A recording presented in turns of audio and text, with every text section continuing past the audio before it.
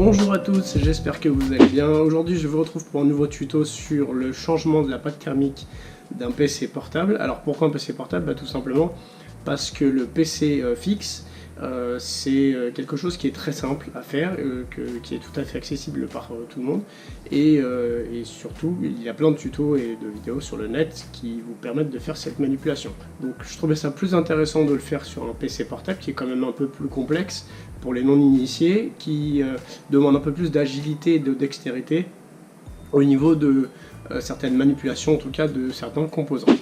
Et point très important, attention, si votre matériel est encore sous garantie, la plupart du temps entre 1 et 3 ans selon les constructeurs, voire si vous avez acheté une extension de garantie, je vous déconseille de faire cette manipulation car vous perdrez la garantie constructeur.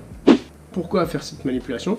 Eh bien tout simplement parce que quand vous achetez, il faut savoir une chose, c'est que quand vous achetez un PC dans le commerce, la pâte thermique qui est apposée sur le processeur a une durée de vie et que la plupart du temps, pour une raison de coût, elle est de qualité moyenne, voire médiocre sur des modèles un peu plus bas de gamme. Donc le fait de la changer va permettre à la machine de moins chauffer, d'être plus performante et surtout de faire moins de bruit parce que les ventilateurs vont se mettre en route moins souvent. Donc on se retrouve pour enlever le capot du PC, donc faites bien attention à garder vos vis de côté. Vous pouvez utiliser une carte de crédit ou une carte de fidélité pour enlever le capot proprement. Ne forcez surtout pas. Premièrement, vous enlevez la batterie avant tout, pour enlever pour pas qu'il y ait d'électricité dans le PC. Pensez à passer un petit coup de soufflette également sur les ventilateurs pour enlever l'excédent de poussière s'il est très sale. Enlevez les vis du système de refroidissement en premier, avant de vous attaquer au processeur graphique et au processeur de calcul.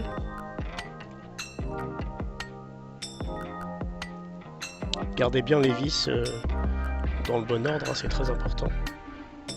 Enlevez les nappes également et soulevez-le délicatement. Vous pouvez constater qu'il est relativement, entre guillemets, on va dire sale, donc au niveau des radiateurs, vous pouvez les nettoyer avec une petite lingette nettoyante.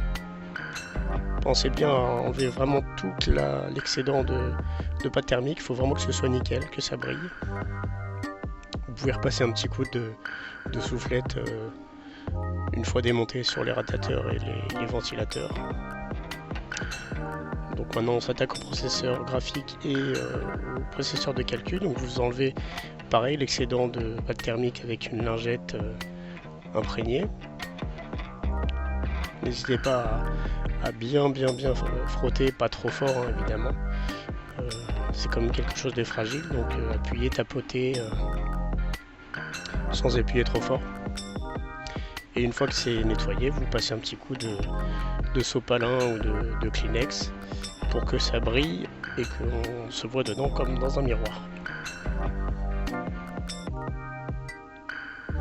Voici la pâte thermique que j'utilise.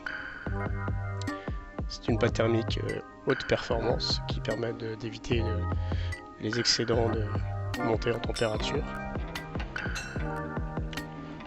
Je vous mettrai le lien en description. Vous avez juste à apposer le système de refroidissement sur les deux processeurs et pensez bien à revisser en croix toujours pour ne pas forcer que du même côté. Donc vissage en croix, très important.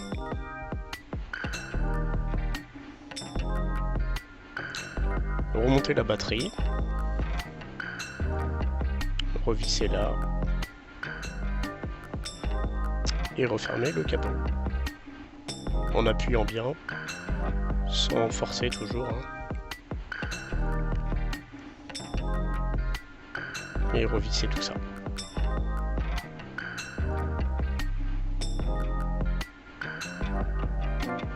Et voilà.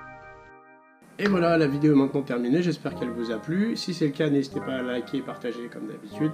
Abonnez-vous à la chaîne pour ne rater aucune autre vidéo. Et je vous retrouve dans une prochaine vidéo et je vous dis à très bientôt. Salut!